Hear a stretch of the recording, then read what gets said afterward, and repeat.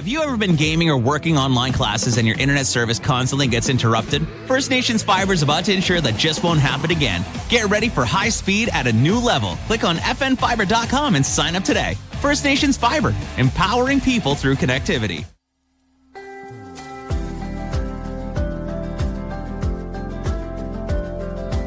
Hello, everybody, and welcome to the Beading Table with your hosts, myself, Leith Makiwa, and Degaruyakwa Stand-Up. Margaret, if you want to go by her English name. We are happy to be here, and it's a little bit exciting here in the recording studio. We have a new producer who is starting today, and I have to admit, I was a little bit nervous trying to do the intro because no one ever really watches us. And but we'll get used to it. We'll get used to our banter and our nonsense talk. Our current producer, our veteran, informed us last time we were on air that, I thought he was jotting notes about what we were talking about. No, I think he was writing notes about his strategies he was going to be playing with either Magic, D&D, or some kind of other game of that sort. So, well, it'll be interesting to hear what the new fella thinks about us later on. But we're welcome to the podcast. We're glad to be here. Like I said, we are nearing... we are in spring, and last time we weren't in spring, I don't think, or maybe we were, but I can't remember. But we're in spring now. Cold, yeah, we're in spring now. It's rainy over here in Gunawaga, and Margaret, how you doing? I am great. So you're gonna have to bear with us. I'm not gonna lie, we have no content today, so we are just gonna fly. I don't know what I would say. By the seat of our pants. Yeah, thank you. But yeah, I am doing good. I honestly forgot that we were taping, so I'm so glad that you reminded me this morning because I would have forgot. And I always have it in my calendar, but it's been a not crazy week, but just busy. So I was like, oh my God, today I have nothing. And that's what I had in my head. So I was not prepared. But yeah, things are going good. Doing a lot of powwow prep. Well, that's one of the things I want to talk about. Yeah. Yeah. So I am powwow prepping, but I can't say I have lots and lots. I have like three items right now. Which is more than you had this time last year. Yeah. You definitely are on the ball. Yeah. I'm getting things rolling. So I have that little cute baby yolk. And I was all gung-ho while I was doing it. I was like, oh, maybe I'll do a few of them. But that was before I fringed it and had to sew it up and put it together. And now I'm like, ew, I don't want to do anymore. So I have one little baby yoke and I have two little car hanger medallion things. I have a third one that I'm working on, but I'm not loving the colors. They're not jiving right now for me. So You mean of the current project or the one that you've done before? Yeah, no, the one that I'm working on. So it kind of I don't know, came to a halt. So I have to get back to that. But I have a project right now. So what kind of project do you have? I'm so scared. So Why? I did a Mother's Day raffle. Was it the purse? Yes. Yeah. I opened it, I think Friday, and I closed it Sunday morning. And it was good? It was a good one? Yeah. It was like a quick, good, whatever. But Merit won. And now I have to bead for her, and I'm so scared. Why are you afraid? Because I feel like that's so much pressure.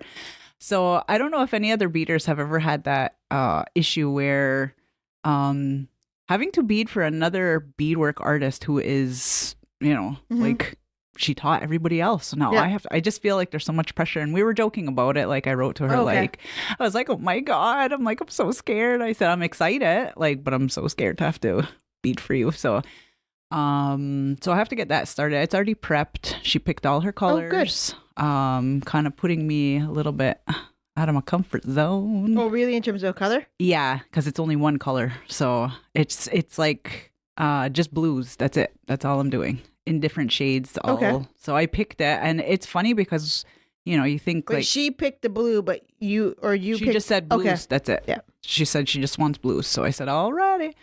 So I was designing the bag. I had this cute little purse that I had before, but I found it small. It's more of maybe a young teen type of not size. Much, not an Easter bag. Yeah. It's not the bag. Yeah, it's not big enough. So I had to kind of play around with the pattern too and enlarge it and stuff like that. But I want to sit and design it, but I need time to do that because now the pressure's on. But I actually have a cute idea, I think. So we'll see how it goes. But I think this weekend I'm going to sit and design it. But yeah. Does she need it for a certain time, or is it just whatever? Actually, I didn't even ask. Okay, well that's good then. So she didn't say. Yeah, she didn't say. Well, yeah, I didn't ask. So hopefully not. But yeah. So we'll see how that goes. So I'm a little scared. But yeah, I enlarged it and it's all prepped and ready to go. It's going to be on black velveteen and blue. So we'll see how this goes. That's her nervous smile on. Yeah. So, and that's about it though. That's like beadwork wise. That's my update. That's all. All your other projects, like all your other raffles, are all closed now. Like you gave them all your things already. Like, well, no, I'm waiting for one of my friends who probably doesn't listen to the podcast, but I was like hunting her down for months now, maybe. And we're always at lacrosse together. Like her boy plays, and my daughter's boyfriend plays, and my son like sometimes. So they're always all playing together sometimes. And we keep forgetting, like, I need her to trace her foot. So all the beadwork is done. She won a raffle with the medallion and moccasins. Did her husband win before though too? Yes. Okay. Yes. Okay. I was I'm trying to think which friend won now. I know. Okay.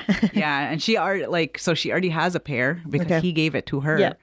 And then this one, she was actually going to gift it to him, but they were already prepped. Because that's why they already decided. Yeah. Oh, they're already beaded. Yeah, everything's done. Yeah.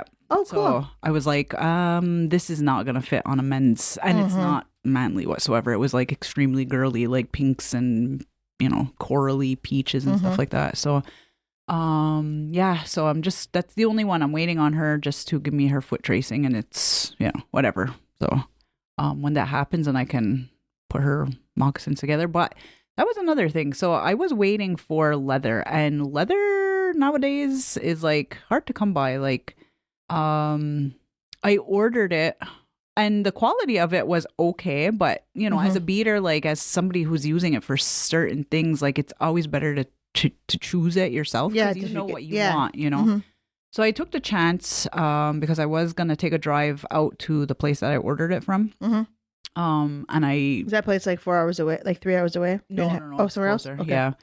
So, and not dogging them whatsoever because it was good. Like the pieces are good. It was just not like the quality you wanted. Yeah, I would have gone a little thicker if they had thicker. Like the piece was a little thinner. So I was like, oh shit. And then on the website, there was one color I knew I was taking a chance with it because I don't really use that bright orangey color. Yeah. But on the website, it looked different, obviously. So I was like, you know what? I'll take a chance and I'll order it. So I did. And it was like, it's like pumpkin. Like Can you turn it inside out? Is that a different color? No, it's like the same on both sides. On one side, it's maybe slightly different. So I was like, oh, shit. You could do maybe like a center seam pair with that kind of leather. Yeah. Because then that way you don't have to try to match it with anything. Yeah. So, and it's like super... But that was the other thing too. It was like pretty thin. So I'm like, oh shit. So I was waiting on leather to get her stuff going. I had one beautiful. What do you mean for this raffle piece, right? Yeah, for the past one too. So she had to wait for a little while I was trying to get the leather. But then I ended up getting the leather, which is still usable, but I have to kind of like probably back it with something just to kind of build it up a little bit. Stability. Yeah. So, but anyways, that's where that's at. I have a question for your Mother's Day raffle. When you said you made that purse, do you in the back of the purse, is it leather or do you do like velvet? Or did you? I don't use velvet. Okay. Unless I'm planning on doing like a double-sided. I don't use velvet. I find, to me anyways, like not knocking anyone. I'm not this ain't a judgment on anyone. Maybe we should just have one of those like things. Anything you hear in the podcast is not meant to offend anybody. If you are offended, you can turn down the volume or you can just fast forward. Yeah, it's my own personal preference and I guess my opinion, but it's a waste. Like you don't see it. It's going to it's going to rub on your That's what I think. It's going to like all get matty or whatever. Yeah. So I don't use that. I either use I just actually used leather on one of them not too long ago. I did like the process of it, but again, I find it has to be secured. Like I don't know, for me personally, because I used like a leather and it wasn't, say, super thick on the back of a Yeah, purse. I don't just use what I use the leather. I use a Aida cloth maybe, Yeah. and then I put a fabric. Yeah, well, and Yeah. that's what I did with the last one too, because the leather itself obviously can stretch, so then it could get all kind of weird. So I had to like put a backing on it, like glue something on type of thing, just to beef it up. And then even my liner, I beefed it up. Yes. Like it wasn't just the fabric. I put like a whole big Something else in it. Yeah, just so that it had more structure to it. But what do you normally put behind it? So if you just said that. Yeah, that was the first time. Normally, I just put like sometimes I'll use another piece of pellin and like. I mean like for the back. Yeah, like the back, like. You just have white pellin? No, like a fabric, but the pellin will be the backing. So I'll put the two pieces together. So that way, because sometimes I used to use, say, cardboard and it's not. No, not the back of the thing, the actual outside of the bag, the back of the purse, not the back of the beadwork. Fabric. It's just fabric like calico. Yeah. Really? Yeah. Okay. But I use the colors like that match. Like, okay. I'll do like. I was like, no, what I mean. Okay, yeah. It's okay. fabric. So yeah, no, I use that because I don't know why use more. Well, not that I don't want to use expensive things, but you know what I mean. Like things that are, if they're just gonna get ruined, why use it? You know, like the velveteen is expensive and whatever. So I don't use that. I was thinking. Remember last year, Grant gave us that duck cloth, that colored one. Oh yeah. So I think maybe I'm gonna try to do something with that too. But that would be a good backing too. Maybe. Yeah, so I'm secure and it has like stability to it. Yep. Yeah. So, but no, that's what I use. You finish all your grad orders? Yes, praise the Lord. Good for you. That was another one too. I was waiting. Like I finished like all the beadwork stuff was already done. Like I only had one. That one I did right away. That was your family's one? No, that was your family's one actually. It was one of your cousins. yes. Okay, yeah. First it was a medallion, then you made moccasins too, or you just made a medallion? I did originally it was the moccasins only for the order, but I had finished it so far in advance that I wrote to her and I said I do have time. I can take on the medallion if she still wanted. So I did that and I finished that right away. And I still had good leather at the time. I had to resize. Oh, I had the grad one, the raffle one. Sorry, not the grad. Oh, okay. Yeah, so I finished those two right away in like February. I think February, March. But then I had another one that I had to just resize that one, and I didn't have the leather, so I was waiting on that for a little while. So that's all gone and out of my life. So I finished all that, I think in March, April. So that's all been gone. Oh, that's about it. Well, that's good. Well, I'm sitting on thousands of dollars worth of beads that I have yet to put into the containers. That's what my thing is. Oh my God, yeah, I have to put I went to the store yesterday to get the tubes, and they've been in the box in my car.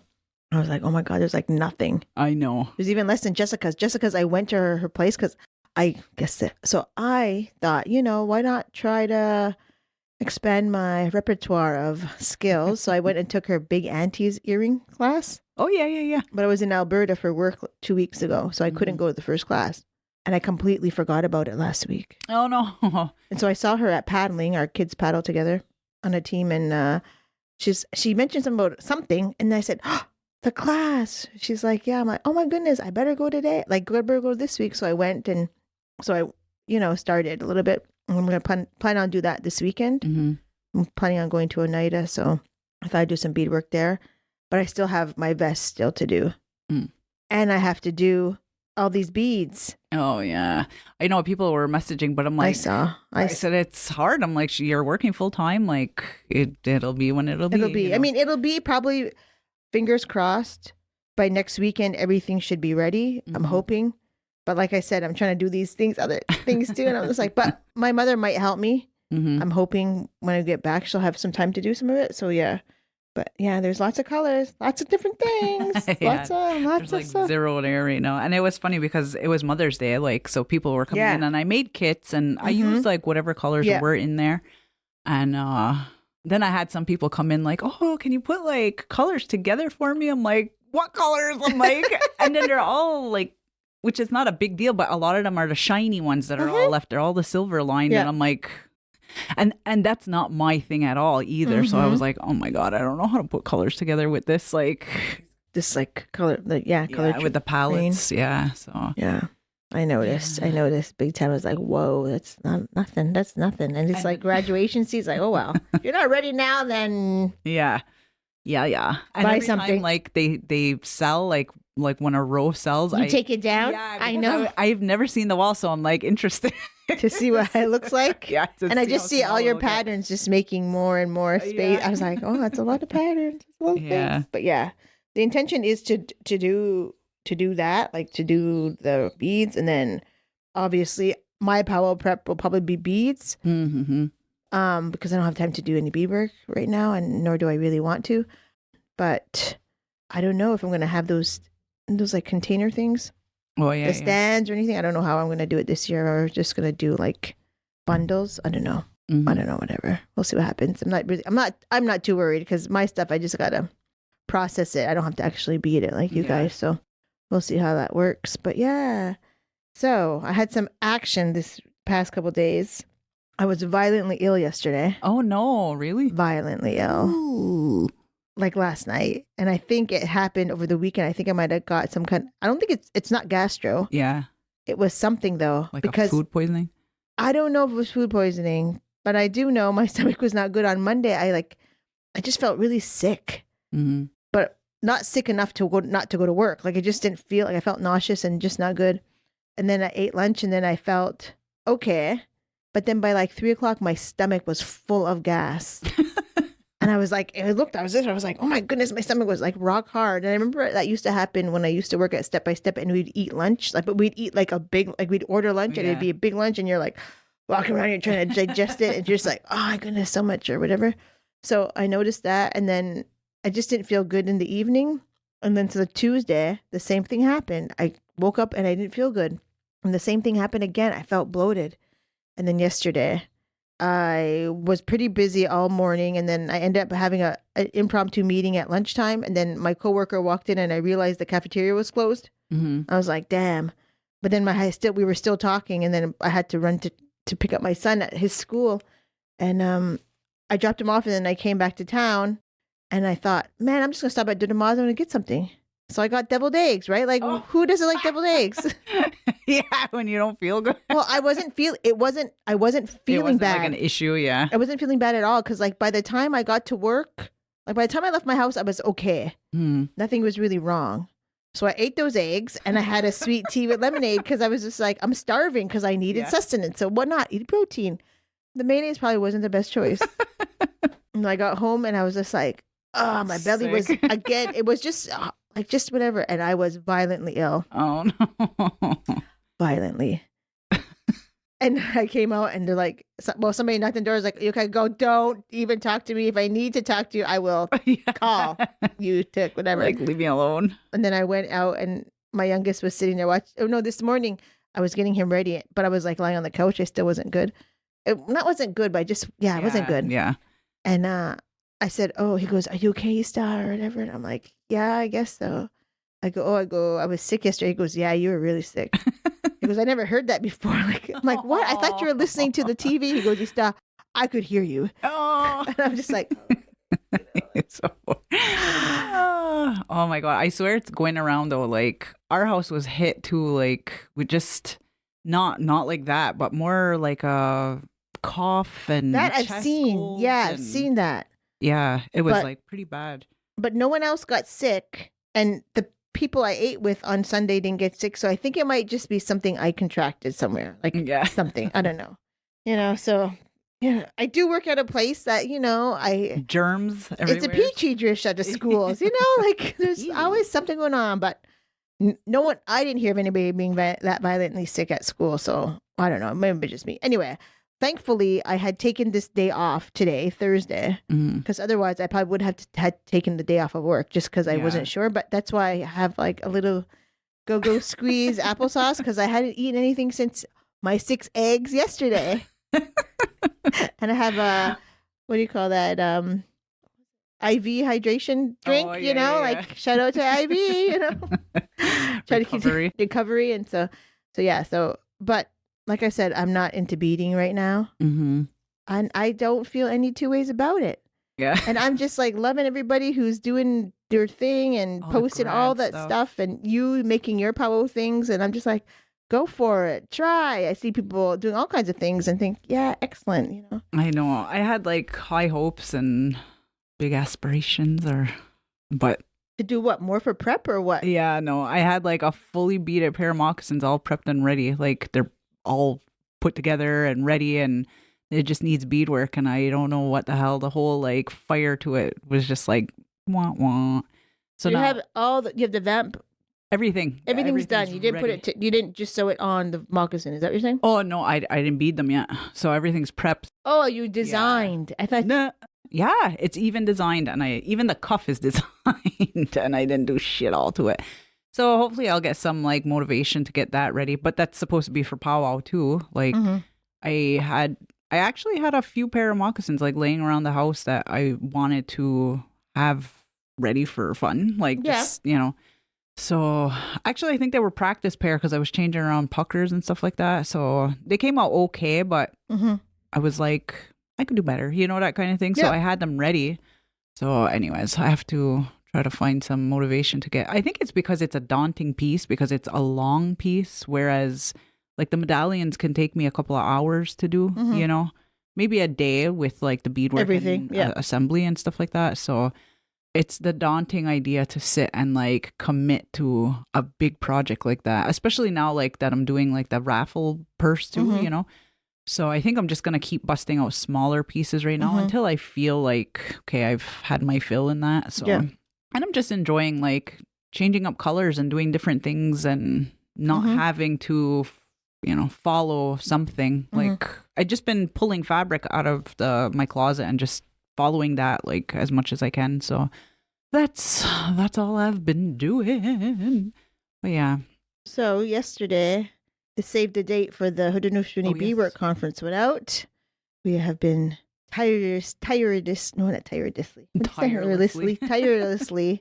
trying to prep that, getting the funds, looking for funds, prepping food. Food, I think, you know what we noticed is that food is the most expensive thing about this whole conference. It's because like when you buy your registration, right, you get a 3 day probably get 5 meals and then all the snacks to go with all that too. So and you get a like, have you ever gone to a Beadwork conference? Nope. So are you gonna go this time? I think so. Well, I mean, I'll be there. We'll be there at the Beading Podcast Live, probably with our new producer in tow. At the, I know. I have to get used to saying it. Gwange. That's we sound like we don't know nothing. I just can't see it. Gwange. I'm gonna check I think that's what it is. I'm gonna check my phone because you know what? It's not cool if we are just it's new hosting this. We're not saying it right. The location. Oh, Gahna Gwange. Oh, okay. We forgot the da. Yeah. Gahna Gwange. So it's going to be there at the new Cultural Center tourist. I don't know. I got to read at the Cultural Center. It's because it threw me for a loop because we just know it as a KOR all the time. Yeah, so and the Cultural Center. Center. Have to just like relearn. Yeah. I think it's Art Center maybe too or something like that. Oh, man, I feel really bad. In there now. So these are like not really. Whoever listening from town and who's on the committee or who has a stake in all this, please disregard our lack of pronunciation and inaccuracy in the title of the building. But it's a new, awesome, cool building that I had a course, Center C Moccasins at, and that you were there for, and I was totally nervous, and everyone finished. Except me. Except you, even Monsieur, he finished too. He was the only one who showed up that night, and he finished them. Yeah. It was good. I got a lot of learning, and I was so happy to hear that one of the students was then teaching their aunt. Oh, nice. So that they could make them for her son who graduates from grade 6 this year. So that was really good. Like, that's the intention, right? The intention is to teach somebody something so that somebody else can make some. Because why not? I loved the class, and it like really threw me for a loop though, because, you know, like we've been beading for so long and making moccasins for so long, like, so it's a lot easier, whatever. It's like mindless now. So learning a new skill and doing something different, I was just like, it was pretty easy. It was easy, but to have to redo the pattern, hell to the no. I went home like I think after the second class maybe, and I was like, okay, I'm gonna redo another one right away so that it just keeps me going. And I couldn't get the pattern right. Like once I sewed it up, I did a kids pattern. Yeah. And I tried to follow the same formula you gave us. Like I had a footprint, like it was a mock-up footprint, whatever, but I used that just like to use. Yeah. I'm like, okay, I'm gonna try this, and based off of what you taught us, like how much spacing and whatever, I messed up that damn thing so bad. Luckily, it was just like junk leather that I used. That's why I said to use felt. Yeah, didn't even use or that. even regular fabric is good because that would But I did the one, and it was too wide. No, it was too narrow. It narrowed like, and that's like one of the things that it's hard to kind of explain is that you have to figure out how high the instep is of the person so you can get that wrap around. Yeah, and not getting too because then it started to like narrow. Yeah, way too much like by the instep area. Yeah. So yeah, but I have like the outward orders are both put together. I just have to sew up the backs. Yeah. Like everything else is good. Like the puckers are on and all that, or the whatever. But I just didn't close them up and like the rest that stuff I know how to do. Yeah. So I was like, okay, I would have liked like I missed the third class anyways. I missed because I wasn't feeling good that day. But to do the cuff, like I'll probably play around with it because I do like the idea of the two cuffs, like the two separate. So I was like, oh, I'll play around with it. But yeah, there was some people who did two cuffs and some people who just did one giant one. The one around, yeah. So it's just like I don't know, I'll play around with it, but it's like the shape and like the cuts and all that and how it goes. So, but yeah, it was good. It was interesting. Like it was totally different. But yeah, like so many people have done them, said the same. Like it's easy when you know how to do it and you have a pattern. It's so easy, super fast. easy. But it's like knowing how to do them. Yeah, and it's to recreate the pattern though. That's the hard part. And I was like, yeah, I get it because it was hard. So I don't think that'll be on my my resume anytime soon. Yeah, I thought, I'll bring her in so that she can be the one who starts teaching. Maybe I'll just have to start teaching them. Maybe I don't know. We'll see what happens. Yeah, no, Yeah. That was not my forte. Yeah, it was interesting. I enjoyed it. Yeah, it was good. It was a good back, like get my feet wet in that area and teaching and stuff. Yeah. So your son is playing lacrosse, you said too? Oh my God, yeah. So I have not driven so much in a long time. Like, my son started back. He's playing for the junior C's this year. Oh, so you were just away last weekend? Was it last weekend? He didn't play one game, but then he played. It was us now. Okay. On Mother's Day. Okay. Yeah, he was there. And then my daughter's boyfriend also plays, so I'm carting her everywhere, and he jumps in with us too. So I drive them like to the games and stuff.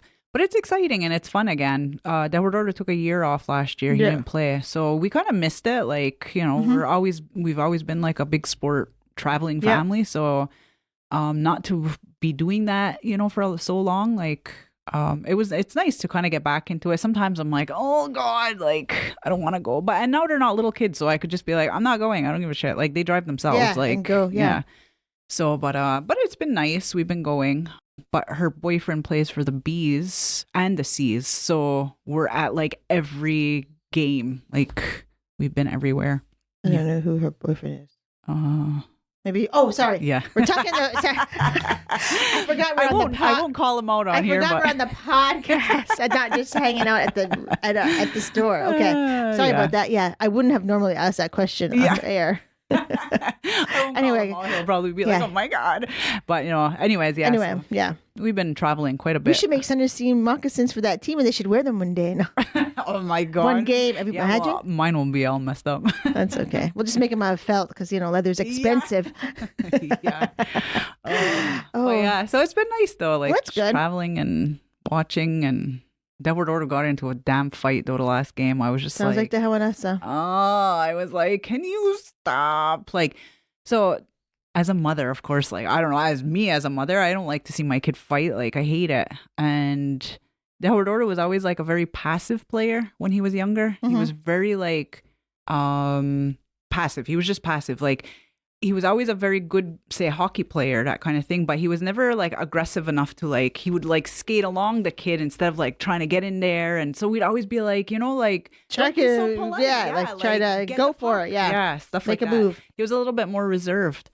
And then when he got older, I don't know what the hell happened. Like he got bigger, he got, you know, Stronger, more Stronger. experience for sure, Yeah. probably. and now he's fighting all the damn time and everything. And I'm like, can you just cut the shit now? Like, can you just relax and play like normal? And so anyways, like, so sometimes I like, everyone's like, oh, it's a fight. I'm like, I'm not even watching it. I don't give a shit. I'm not watching. Like, I don't condone fighting Yeah. or whatever. So he got into a fight, but yeah, like, and they actually, it was just, they just played the fight on somewhere. Somebody played it, like they have the video. Oh, And of course, there's a comment section, right? So me, don't read the stupid, comments right, as a right. mom or anybody who's. So there were a few that said like had comments about like the fight and saying stuff, and right away I wanted to be like, You want to fight back? yeah. Now I want to fight them. But I was like, shut up, that's my baby. And it's like all other players, they're probably all like 18 years old saying like making comments on there. I'm ready to fight them. But yeah, so I was just like, oh God. But in the video too, and it's like, that was the other part I was joking yesterday, because you only see the fight. You don't see what led up To the fight. Yeah, of course. I'm like, yeah, you didn't see when the kid chopped my kid in the neck, and like that's why he lost his damn like cool and he went nuts, you know. Anyway, so I was just like, I can't like handle some of that stuff like that. I get like a nervous wreck. Like I'm like, I can't stand this. So, anyways, it's all part of the game, I guess. But yeah, You're busy with that. yeah. So Oh, I think we'll get right into the questions, because I think it might have add some depth to this conversation. Not necessarily the fighting one, but so last month we had put a call out for questions and whatnot, and it just so happened that very day that we taped, 3 questions kind of having all to do with each other came in. And so I think it's important, like, you know, when people write in, we answer what they have asked. Yes. So they're probably gonna be a little bit controversial. I mean, what is it not controversial in this place, but on this podcast sometimes, and like we always say, it's our perspective, our opinions, and sometimes we don't even want to share them, and that is okay. So we'll see what these questions lead to. So for the first question is, how do you ladies, so it's definitely for us, how do you ladies feel about native-inspired beadwork by non-native companies? Now, I'll just clarify that I wish we had some more examples. Like, if you send a question like that, it's good. But if you send like something for us to look at, or give us an example of a company who might be doing that, not that we would necessarily call out that company's name, because we won't want to give them that advertisement, but it would just help us to see like, what it is you're actually referring to. But I'll say the question. Do you want me to say the question again, or? Yeah. Go ahead. How do you ladies feel about native-inspired beadwork by non-native companies? So me, right off the bat, well, there was 2. One's a major one that I'm not gonna say because we'll get slapped with subpoenas. But like, there's a few that make moccasins and things like that I've seen that are Non-native. Yeah, I think one originally started maybe with the you know, somebody in there being Ngwengwa.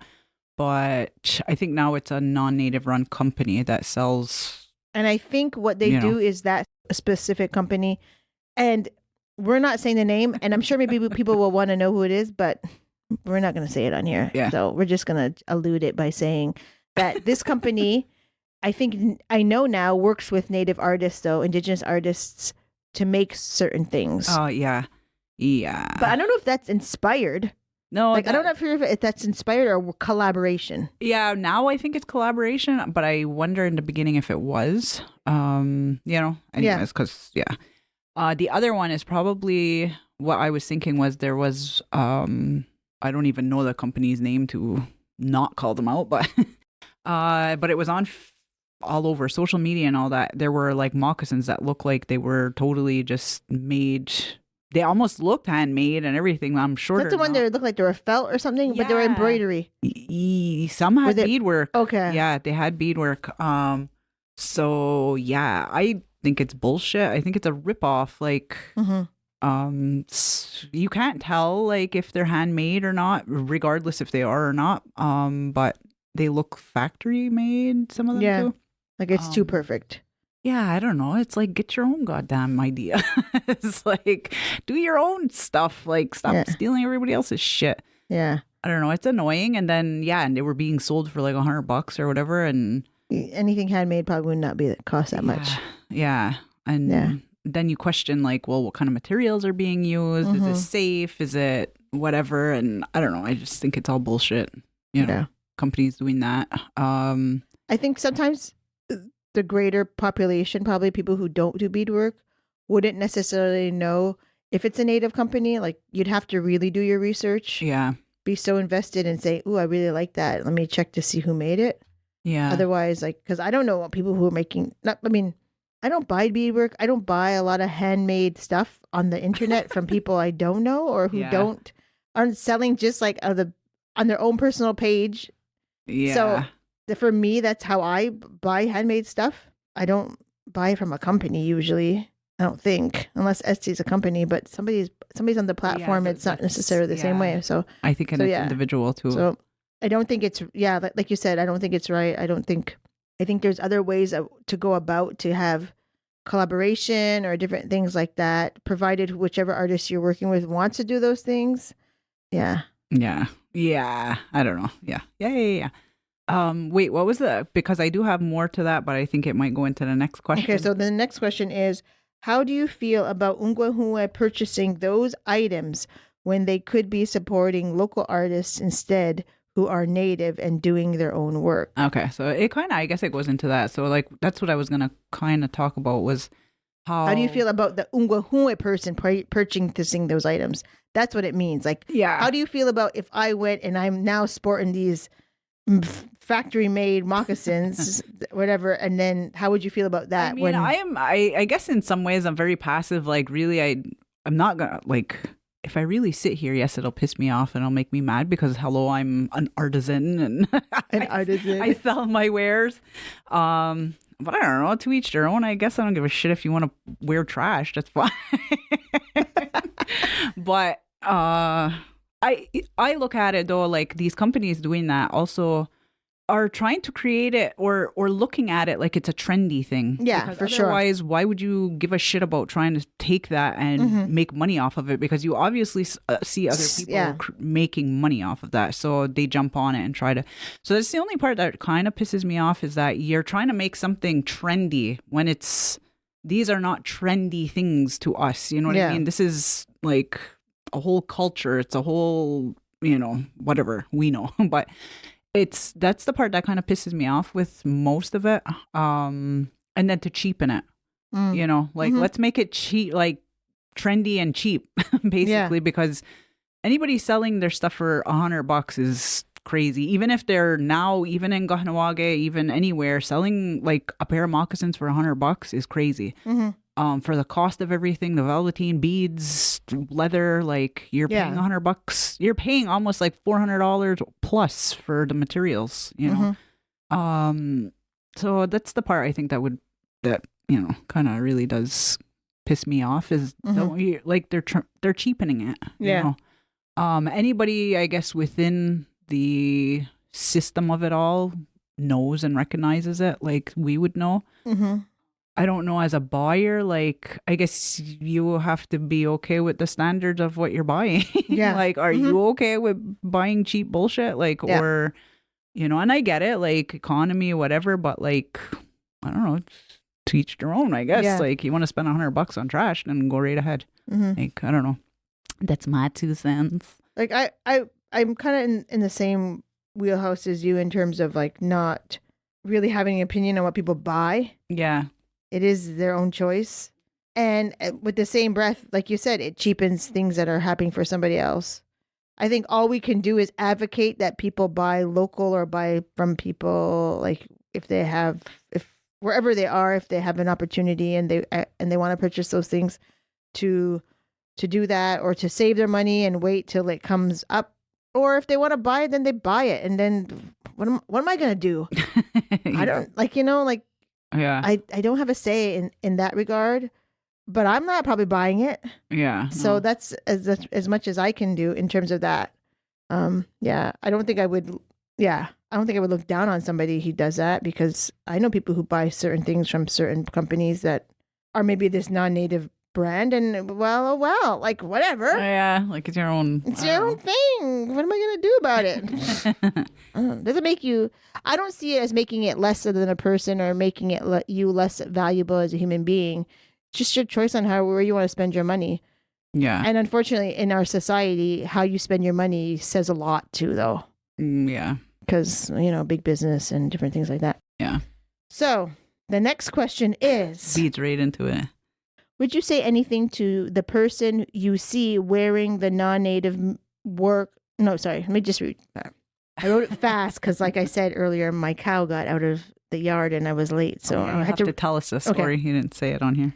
Would you say anything to the person you see wearing the non-native made work when in front of you, when in fact it's from a company ripping off Haudenosaunee beadwork? Yes and no. First and foremost, I am like very kind of like the story I just told about my son. I'm a little bit more passive in some regard. Yeah. I'm not gonna go strike up like fights and arguments about certain things. Like I really don't give a shit. But I do give a shit in the same breath.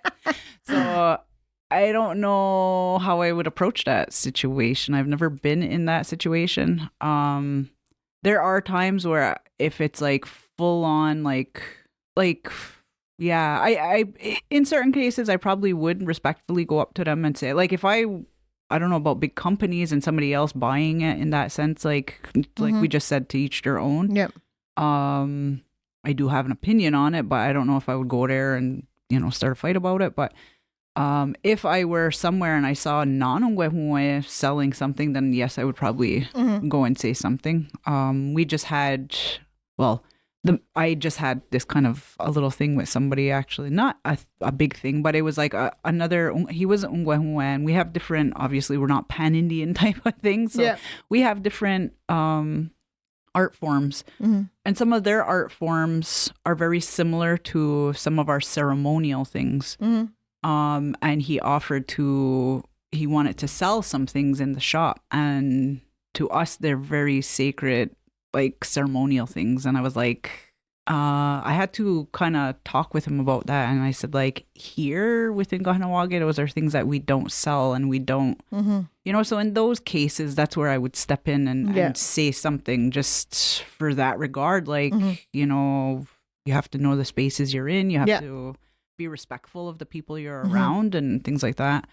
But yeah, to go up to somebody, like if I saw somebody wearing, I don't know, like if I don't know them, maybe if it was a friend or whatever, I'd probably be an ass and say something like, what are you freaking buying that shit for? But if it's some rando, like I'm not going to go up to anybody and say it. I don't care that much to start fighting. It's like, I don't know.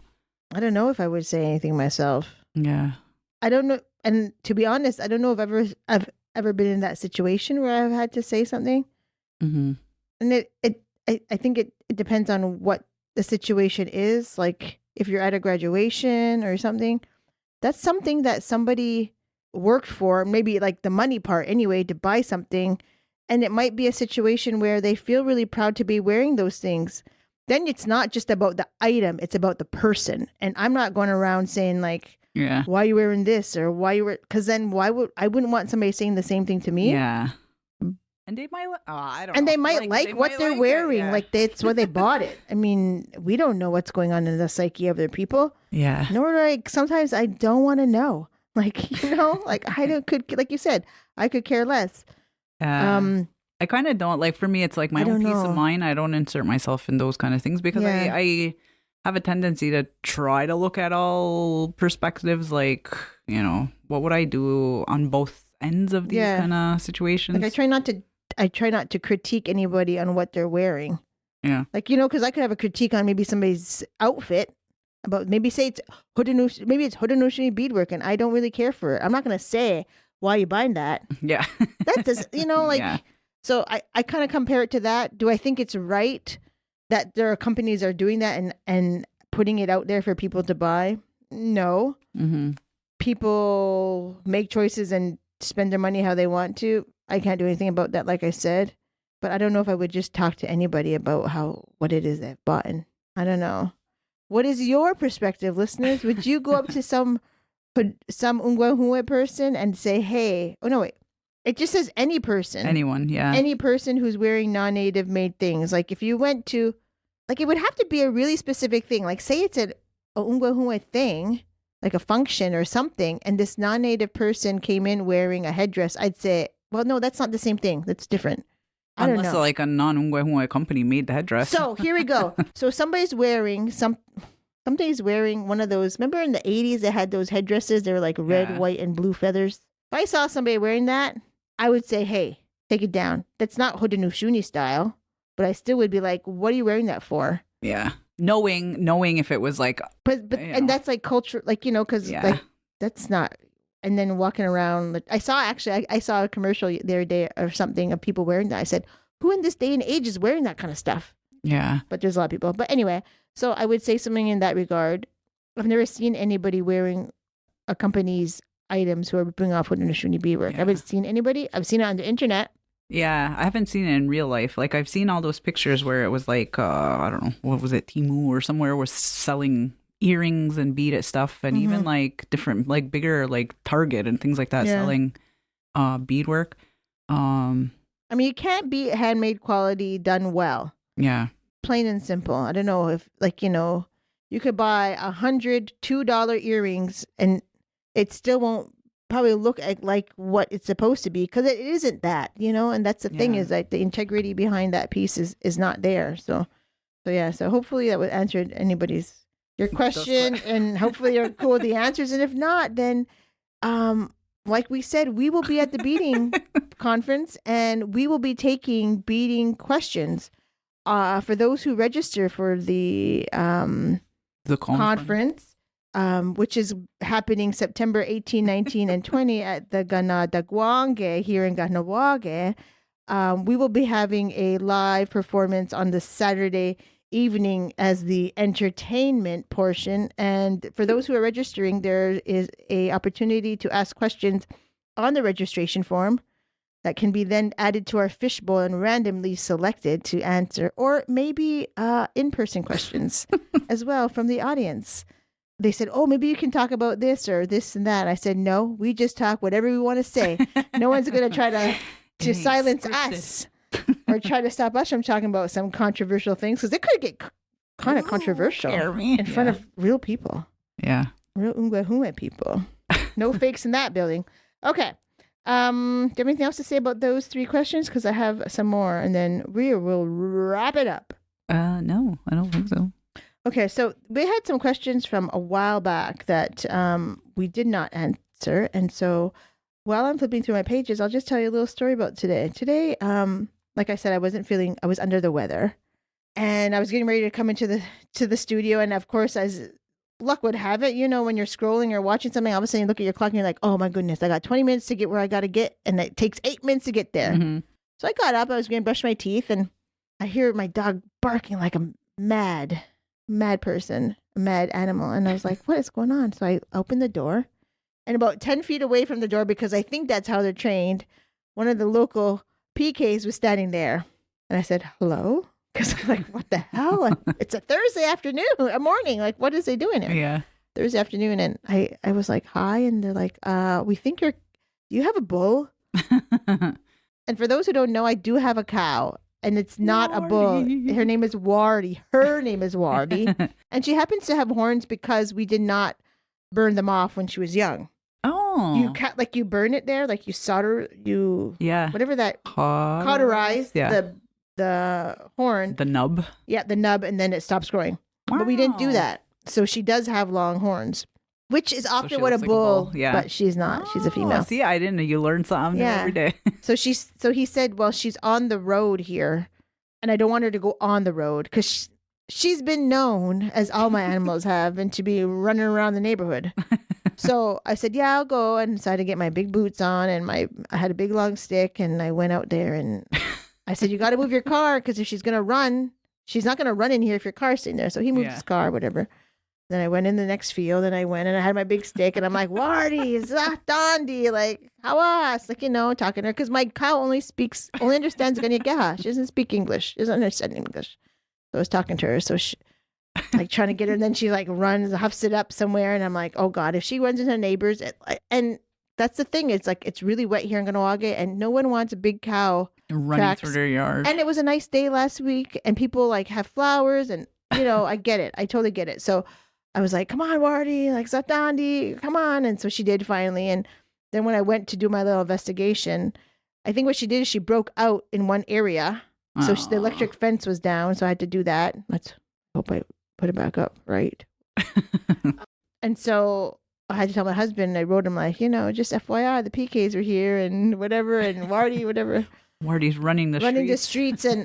But it just goes to show, like, there's lots of things people have to do after the winter. You got to do your maintenance of your fencing, or if you have animals, or you're just all the stuff you have around your house and all that stuff. And it just is like, you have to take care. You got to take care of those animals. Yes. So, yeah. Oh my God. Speaking of animals. Oh God, you got a lot. Well, yeah. Well, we have a zoo, but we had unwelcomed guests last night. So last night there was a lot of shit going on in my house. It was very weird. So, like, my house has a lot of windows, right? Yes. So she's a very nice property out over looking over the bay, yeah, of the marina. But it's very nice. It's very pretty. Thank you. So we do have a lot of windows and whatnot. So I was laying in bed because we had a long day yesterday. So I was in bed at like 6:30. I was like, good night. Nobody asked me for shit. I'm not doing 6:30? Yes. That sounds wonderful. Yes, it was. I was like, nobody asked me nothing. I'm done. So I was just laying in bed. I was like rotting my brain, and something hit the damn window and like scared the shit out of me. A bird somewhere. And I just looked real fast and I just saw like feathers, like it probably hit and like, So anyways, so that was the first little jump scare. My dogs were on the bed and they were like they freaked them out. So now I'm like, oh, what the hell? I didn't even get up to go look, like, because I'm like, I don't want to see it if it died. Like, I felt so bad. So anyways, I checked though later on and it was gone. So luckily the bird lived. That was one. So we think. Yeah, I hope. Unless I go look and the cats, my sister-in-law's cats got it. But anyway. Everybody's got to eat, right? Yeah. So like 10 minutes now it goes by. I'm like, all right, whatever. I'm back to my Facebook scrolling and whatever. And I could hear my daughter screaming like, "Hey, stop!" I'm like, "What?" But I can hear the panic in her voice. Now, like, my stomach sunk because now I'm like, "Oh, what the fuck is going on?" So now I'm like, "What?" I'm yelling, and her room's like under mine. So I'm like, like, what's going on? She's like, "Hurry up, get down here!" And I'm like, "What?" She's like, "There's a mouse in my room." I'm like, "What the hell?" So Greg luckily had just got out of the shower. He was in the kitchen and he starts like flying around. He's like, "Hurry up." Like, I'm like, "There's a mouse in her room." Like, and I'm like, "I ain't going. I'm not going. I'm not going." You're not a mouse person. I'm not afraid of him. Like, but that's your job, man. Yeah. I was like, nah, I ain't dealing with it. It's like, I'll go down for emotional support, but I'm jumping on the bed. And I'm not afraid of mice. Like, if I have gloves, I'll hold it. I don't care. Yeah. Like, they don't scare me or whatever. But I was like, this ain't my pet. Like, it's gonna bite me, and I don't know, hantavirus. Oh yeah, that's right. So hantavirus scared the shit out of me. So now I'm like, what the fuck?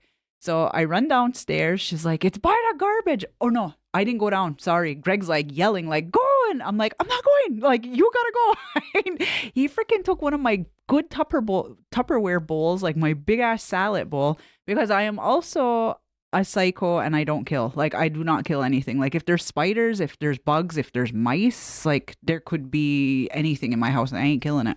And I try to get him not to kill them too. So he grabbed my salad bowl and ran downstairs with that and trapped the damn mouse in He did trap it. He got it. He ended up getting it. And he had no gloves, no nothing. And we couldn't get the lid under it because it's too thick. So I'm running around now trying to find cardboard hard enough to slide under, but not, going to release this damn thing. So, and then I grabbed him gloves because I'm like, I kept thinking like, what if you have to hold it? Yeah, what if it fucking bites you? Like, hantavirus is going to bite you? Like, fuck. It's not even the bite, it's the shit. Yeah. The fumes. Yeah, so I was like freaking out. I get down there and I'm like, close the door. Like, what if it gets away from you? And then it goes into the living room where it's all just over gonna the go house. under the door. I know, because now I look too. I was like, I And the closed nose. the door. And did you know that the however big the nose is, that's how big Yes, the they mouse can get go? through. Yeah. Yeah, I was like, that's freaking nasty. And this thing was small. It was a little like field mouse. Like it was pretty tiny. So anyways, yeah, I closed the door and then I realized I was like, yeah, this is getting under anyways because she has like a little space Yeah. underneath. And so I jumped on the bed. I was like, oh my God, get it. Like we're just sitting there. And he got it. He ended up getting it. I gave him gloves too and whatever. There was like a full box of cereal. Somebody was just probably going to have a bowl of cereal. I had to take the whole bag out. I just ripped the box and we used that to like scoot it under. And I'm like, take it outside. Like, don't kill it. So he took it, but I'm like, put it far from the house. Like, don't throw it off the porch. Like, so he like, we have a long driveway. Yeah. It takes about 5 minutes, like, to get to the end, So he took it all the way and then threw it on the bush, like in the other side of the bush. Like, so it's somebody else's problem. somebody else, one of the neighbors. Did she have food in her room? Yeah, it was trying to go. It was in her the garbage. Yeah. So there you go. Gotta nip that in the bud. And I don't know how it got in, but she did mention about a few months ago, like she heard the noise, but I hate that. You hear that. And like our house is not old, like it's a newer, but it's like 16, 17 years old now. So we've never had mice. We've never had issues. Like a few, maybe years ago, we heard it in the attic. And I was like grossed out. I'm like, I cannot like. Anyways, we found it. There was like a tiny hole though that like they were coming in. There was like a little mouse highway basically in the attic. So he found it. He closed it. And we never had a problem. That was about 4 years ago or whatever. Yeah. But she was in her room and she could hear it. And then I went downstairs to work out and I heard that scratching somewhere. Hopefully it's just that one. Yeah. I doubt it, but But in her room, she has the sub pump and there was no water in it. And there's a pipe that goes directly outside. So I'm like, steel wool. Yeah, we're going to have to definitely go and check. Like, I know about mice in the farm. Yeah. So, and that was the only, and I was freaking out. I was messaging my friends because I was like, what do I do? Do I disinfect? Do I like bleach bomb this room now? I'm like, antivirus. I'm like, what the hell do I do? I never had mice. Like, you vacuum if there's poop, but there's probably only a little bit. There wasn't any. So I think it just got in. Like, you can't get hantavirus from like 3 grains of poop. It's like, but that's what it is. It's lots and lots and lots and lots and lots. Not just like 2 grains. I don't think. Bleaching her room, anyways. You bleached your room too last night. Oh my god! After you were in bed at 6:30. Oh yeah, I was like telling my friends, joking. I'm like, I'm already horizontal. I'm laying down. I don't want to be up. Like, so I had to get dressed. Well, not get dressed. I had to get up and go run around and hunt mice. So. We got it out. It lived. It's in the bush somewhere else, haunting somebody else's house now. And she didn't hear nothing last night. So hopefully it was that one that we heard for like the last month or so. And yeah, so that was our little adventure with mice yesterday. But that too, I was wondering because we didn't put her screens in and she likes to open her windows and she's in the basement. Maybe she opened her window and didn't realize. Yeah, so it could have came in that way too. So I don't know, but... Yeah, mice. We had snakes in our house. Ooh. We had snakes. We had mice. We had, what do you call those? Moles. Oh, the moles, yeah. What are they? Oh, the hell, I can't remember their names. They're like ferrets, though. Ermines. Oh, we don't have those, thank God. Like a friend of mine, one of her, they have a store and they're out on the farm area. And she sent me a picture. She's like, what the hell is this? She's like, you think it's like, she thought maybe it was like a domesticated, like somebody like let it out or whatever. Oh, okay. Like because you said it looks like ferret. It looks like it's a weasel. It's like a little weasel. They're so cute. But it's smaller than a ferret. It's not like, and it looks different. It looks more like a mink type of thing, but it's smaller. But they're cute anyways. But yeah, those are around too. But yeah. So my goodness. We had mice. We had a mouse. Here's a question. Having unexpected guests or people in your circle around you. Maybe that's a good segue. I don't know if it is or not, but whatever.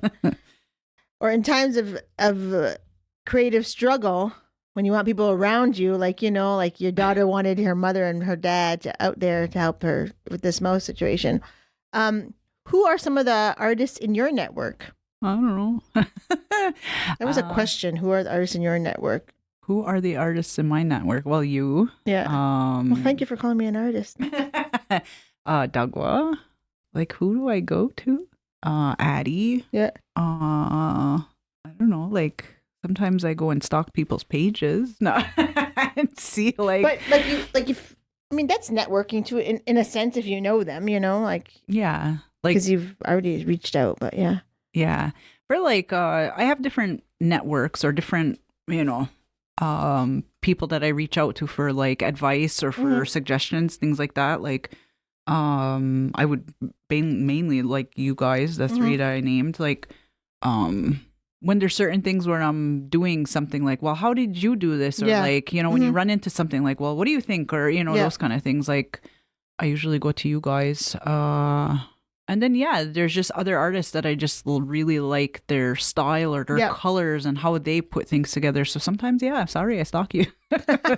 And it's not to steal or whatever, but it's to get inspiration or to see how things function. Like I started realizing that when I was doing a lot of my beadwork, if you go back and you see a lot of it is white borders. I used to use white. Oh, like a beige. Yeah.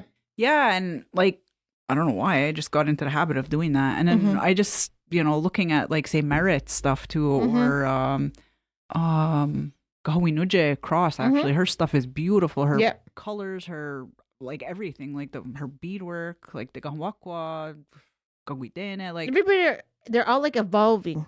Yeah. Like they're all coming into their own. Yeah. And not to say that they're just coming into their own now, 2026, but you can see the progression that they've evolved in. Exactly. And there's like exactly. There's like different movements and different like their colors and the way things are set up and mapped out on their pieces, So sometimes it gives you inspiration to see outside of what I get locked into sometimes. Like I do things the same way over and over because it's what I know. So sometimes it just helps to see like, oh, like, well, I don't have to put it that way, or oh, I don't have to use white as my border all the time because somebody else used this. So it kind of helps you to break your own cycle, I guess. But those, I don't know, that's the network, I would have to say, well, and everyone's like friends too, so I don't know, Yeah. So yeah. Cool. Awesome. Okay. I think it'll be the last question just because I think we're on like dead air. What are you doing to ensure you continue to grow and develop as an artist? I just keep doing it. I don't know. I think for me right now, it's not doing the actual art itself. Oh yeah, taking a break.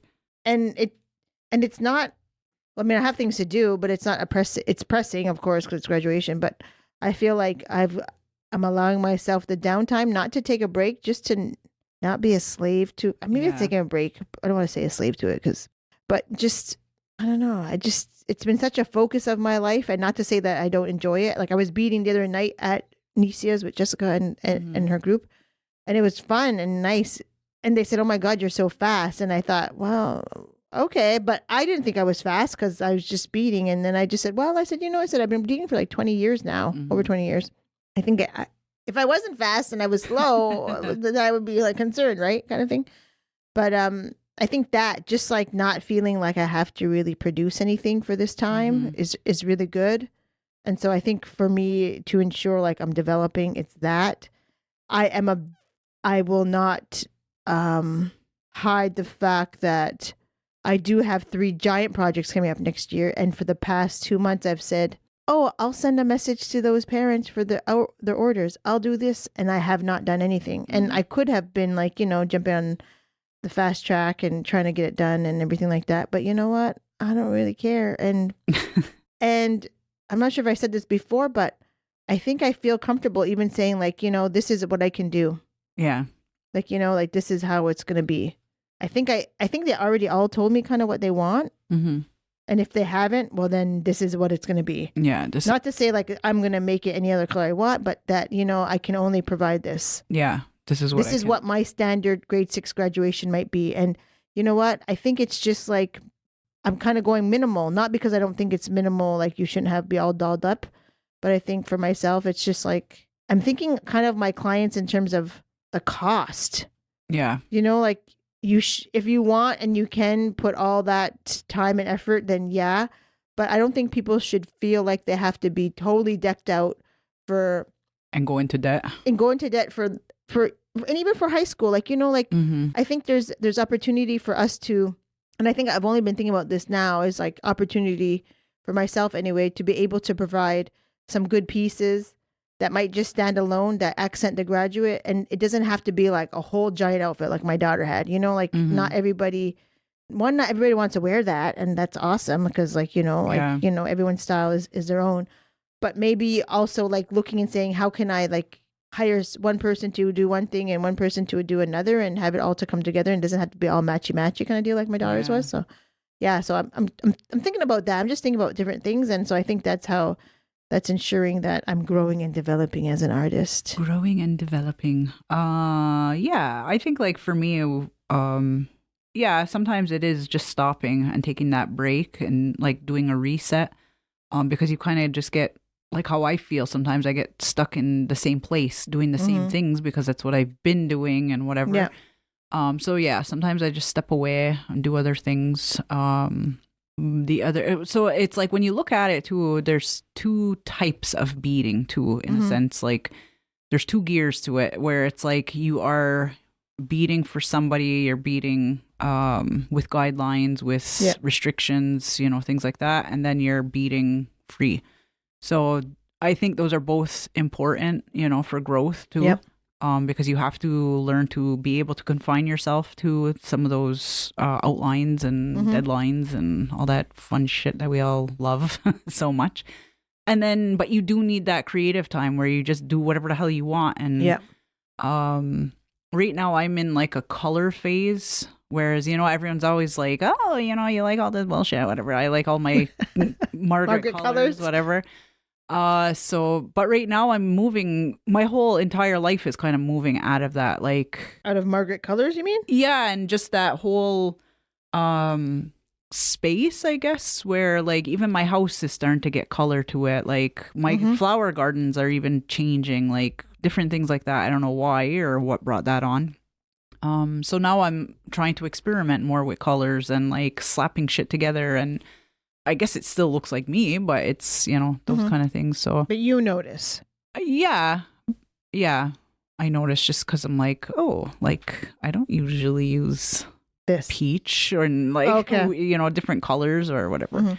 So, but yeah, it's like just, I think that is what I find happens when I would be getting ready for a show. Because you can just create anything. You're free. Yeah, you just do what you want. And your creativity has a time to shine, and you don't have to feel like, oh my goodness, I want to do this because I have to sell this, or it's not under the pressure. Yes, you have a deadline, but it's not like I have to get this done for this day. Yeah. And I have to make something that I know somebody will buy. Yeah. This is just like, I'm just picking whatever I want to pick, and I'm trying it. And like you said, like you have time to say, I don't necessarily like all these colors. Maybe I'll start again. Whereas sometimes when we're under a deadline, we gotta just try to make it work, or else we're up Schitt's Creek, Yeah. So, and that too, I do find like I look at like my kids or my family, and I always encourage them to have like some type of a passion or something, like or a hobby, or just for those daunting times when you need to step back from your day to day, and So like for me, and especially now it's spring, it's getting warm and whatnot, like. I like to garden. I like to plant things like that. So I find immersing yourself in something else for a little while, you find some of those, I don't know, like new inspiration, or it also puts you at ease. So then you can kind of like re-step back into something with a clearer head. You're not so stressed. You're not so focused on what's, the daunting task before. So I find, like you said, stepping back is a big major thing, and looking at a different passion and getting involved with that helps. So yeah, that's my answer. And I think that's good enough. Lovely. As she takes a big giant yawn. So professional. But just a reminder that the Haudenosaunee Beadwork Conference is again on September 18th, 19th, and 20th at Ganadagwange. Yeah, in Ganawage. The save the date went out yesterday, which is May. Oh my goodness, May. September. Oh, no, save the date. The save the date went out May 14th. The link on the poster will be shared when it's ready. Please be kind to me when you send. Oh, you're doing it? I'm doing. It's not you. Yes, it is. Please be kind. And, please be kind. That's all I'm going to say. So what does a registration form look like? Like what are... Oh, just like what's your name, what's your email address? Do you have any dietary restrictions? Are you going to be participating in certain things?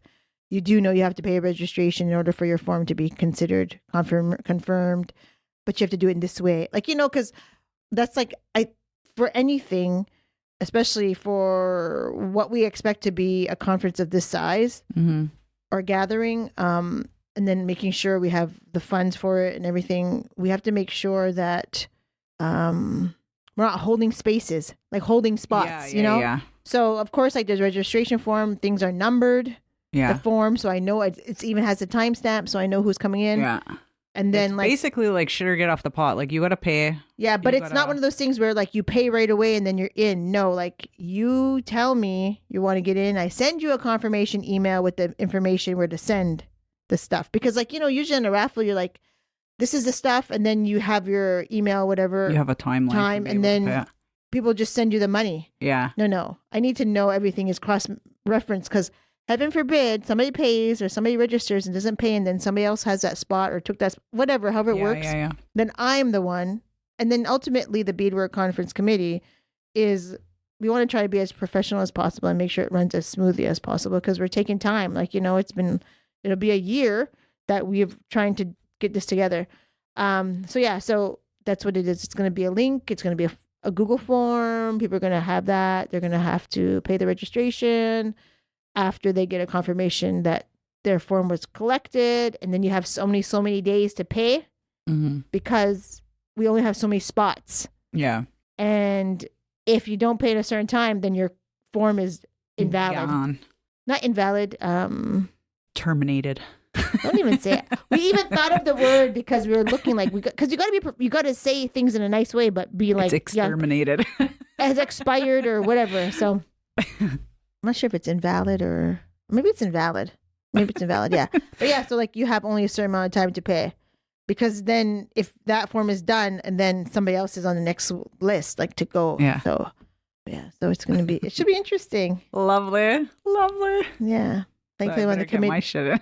You better do it. You might only be invited to the Friday night, not Friday night, Saturday night when the beading table will be there. So yeah, like I said, the beading table will be at the Haudenosaunee Beadwork Conference on Saturday, September 19th. We will be live in person as the entertainment. Maybe we'll be talking for an hour. Who knows? Maybe 5 hours. No, just kidding. But yeah, so we'll be there doing our stuff and hopefully not getting dagger eyeballs when we say something, and hopefully no one gets offended. And hopefully nobody got offended today because Margaret was saying we were offensive. Margaret was saying the F-bombs, and that's why we have an explicit rating on Apple whatever that is, whatever that one is. Bean pod. Yeah, I think on all platforms we're explicit because we swear. So yeah, but that's what happens. Beadwork is dangerous. Lots of dangerous items that are. Well, you got needles, you got scissors, you got rulers, all that kind of stuff. Leather and lace? No. Anyway, so there's that. Have a good day, everybody. Good evening, wherever, whenever you're watching, listening, whatever. Adios. On the way. The views and opinions of the guests expressed in this podcast do not reflect those of Redeewase and its employees.